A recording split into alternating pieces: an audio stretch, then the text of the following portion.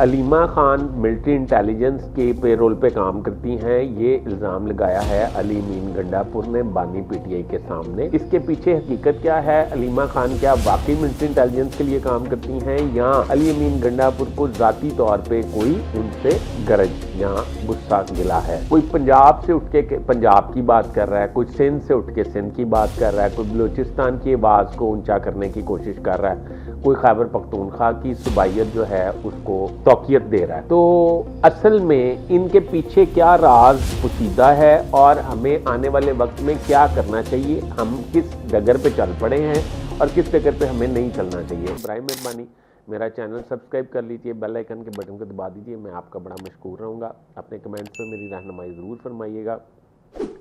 असल में आपको पता है कि कुछ दिन पहले मरीम नवाज़ ने अपनी स्पीच में कहा कि पंजाब मेरा पानी और मेरा पैसा और मुझे इस्तेमाल का हक़ दिया जाए, और इस पे पूरी पाकिस्तान में फसाद बरपा हो गया। बलूचिस्तान से अख्तर मेंगल ने एक मुतज़ाद किस्म का बयान दे दिया और फसाद क्रिएट करने की कोशिश की। फिर सिंध से भी बहुत बड़ी बातें शुरू हो गई। सदर आसिफ अली ज़रदारी ने इस पर बहुत ज़र्फ़ का मुज़ाहरा किया और उन्होंने वज़ीर आला पंजाब के बारे में कोई भी बात करने से इनकार कर दिया। असल बात क्या है? असल बात यह है, कोई खैबर पख्तूनख्वा की बात कर रहा है, कोई पंजाब की बात कर रहा है, कोई बलूचिस्तान की बात कर रहा है, कोई सिंध की बात कर रहा है। ये सूबाइयत को फ़रोग देने की बजाय हमें पाकिस्तानियत की कब बात करनी होगी, और ये बात कौन करेगा और किस तरह करेगा? ये पंजाबी, ये सिंधी, ये बलोची, ये पठान, ये जिनके बारे में हम कहते हैं कि ये सब भाई हैं, पर ये पाकिस्तान में पाकिस्तान की छतरी के नीचे ये सारे अपनी अपनी कौमें और अपने अपने इलाकाई ज़बानें लेकर बस रहे हैं। पर इसका हरगिज़ ये मतलब नहीं कि ये पाकिस्तान को इग्नोर करते हैं, क्योंकि पाकिस्तान पहले है, उसके बाद कोई भी सूबा या कौम या उनकी ज़बान है। मैं ये समझता हूँ कि हमें इस वक्त सख्त ज़रूरत है, जिस वक्त भारत पाकिस्तान पर मैली आंख रखता है और पाकिस्तान में दहशतगर्दी की इंतहा करवाता है। आए रोज़ बलूचिस्तान में हमारे सिक्योरिटी फोर्सेस के जवान जो हैं वो शहीद होते हैं, जहाँ में शहादत नोश करते हैं। 10-20 दहशतगर्द जो हैं उनको जहन्नम वासिल भी किया जाता है। आप देखें 10 मई के बाद भारत ने खैबर पख्तूनख्वा में, बलूचिस्तान में और हाल ही में आपको पता है कोयटा में दहशतगर्दी की कोशिश की गई, हमारे जवानों ने उनको जहन्नम वासिल कर दिया।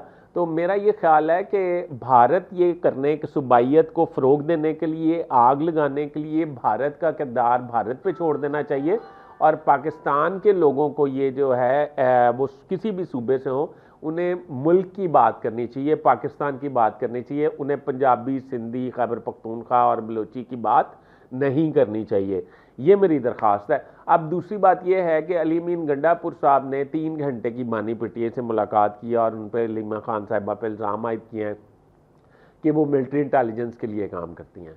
अच्छा, अब मैं इस पे ये बात करना चाहता हूँ कि अगर अलीमा खान, नौरीन खान और तीसरी बहन का नाम मुझे याद नहीं है, ये 3 बहनों का किरदार इमरान खान के केसों में से अगर निकाल दिया जाए तो मैं ये समझता हूँ कि इमरान खान का केस जो है वो बिल्कुल साइलेंट हो जाएगा और मीडिया की जीनत भी नहीं बनेगा, क्योंकि अली मीन गंडापुर जो हैं वो पहले ही मतलब काफ़ी मुतनाज़ा हो चुके हैं और उनका ये ख्याल है कि उनको रिवाइवल के लिए कोई ना कोई बड़ा एलिगेशन पार्टी में लोगों पे लगाना चाहिए ताकि वो अपना रास्ता जो है हमवार कर सकें। अली मीन गंडापुर इस्लामाबाद से जब लाहौर लश्कर लेके आते थे, चढ़ाई करते थे, वो गलत बात है, नहीं करनी चाहिए।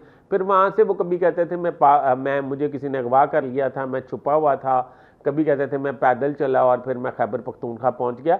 वहाँ पे सारों को छोड़ के चले जाते थे। उनके पीछे कौन से ऐसी ताकत कार फरमा होती थी जो उनको ये सब करने पे मजबूर करती थी? मेरा ये ख्याल है कि अलीमा खान को मुतनाज़ा इसलिए बनाया जा रहा है या उनकी बहनों को मुतनाज़ा इसलिए बनाया जा रहा है कि बानी पीटीआई तो जेल में है। अगर वो जेल में रहेंगे, अली मीन गंडापुर अपने मकसद में कामयाब हो जाएं अगर मुतनाज़ा बनाने में, तो फिर बानी पीटीआई की आवाज़ उठाने के लिए कोई नहीं होगा। अलीमा खान का माजी इस बात का गवाह है, या बानी पीटीआई का माजी इस बात का गवाह है कि बानी पीटीआई ने अपने दौरे इक़्तिदार में अलीमा खान या अपनी दूसरी बहनों को, ना प्राइम मिनिस्टर हाउस वो आई, ना घुसी, ना किसी फंक्शन में शरीक हुई, इवन के बुशरा बीबी से शादी में भी शरीक नहीं हुई। तो आप अंदाज़ा लगा लें, ज़मान पार्क में भी कभी नहीं सुना था कि अलीमा खान और उसकी बहनें जो हैं वो भाई से मिलने आई हुई हैं। इसका मतलब ये इमरान खान की हुकूमत में उन्होंने किसी किस्म का कोई बेनिफिट नहीं लिया, और आने वाले वक्त में भी वो सियासत करने पे यकीन नहीं रखती। वो अपने भाई की मोहब्बत में ये सारा कुछ कर रही हैं, अपने भाई की मोहब्बत में जलील और रुस्वा हो रही हैं। ये पुलिस वाले, ये फोर्सेस के लोग जो हैं वो उनको इसी वजह से स्नैप करना चाहते हैं कि उसकी वजह ये है कि उनकी वजह से इमरान खान आज भी इंटरनेशनल मीडिया में और आलमी ख़बरों में मौजूद है। वो किसी ना किसी से कोई बात करती हैं, आलमी मीडिया से बात करती हैं, कोई इंटरव्यू करती हैं, मीडिया टॉक करती हैं, कभी उनको अंडे पड़ते हैं, कभी उनको जूते पड़ते हैं, कभी उनको कुछ होता है। ये सारी दुश्वारियाँ, कभी उनके बच्चे पकड़े जाते हैं, ये सारी दुश्वारियाँ वो बर्दाश्त अपने भाई की मोहब्बत में कर रही हैं। वो पार्टी टेक ओवर नहीं करना चाहती, मेरा ज़ाती तौर पर ये ख्याल है, और ना ही वो कोई पार्टी में डिवीजन क्रिएट करना चाहती हैं। अली मीन गंडापुर का किरदार इस हवाले से हमेशा मशकूक रहा है। तो आपका ये क्या ख्याल है, इस पे आप अपने कमेंट्स में मुझे ज़रूर आगाह कीजिएगा कि क्या अलीमा खान को आप वोट करेंगे या अली मीन गंडापुर को सिंसियर साथी बानी पीटीआई का समझेंगे। अभी तक के लिए इतना ही। अपने होस्ट फैसल हदीस भट्ट को इजाज़त दीजिए। अल्लाह हाफ़िज़।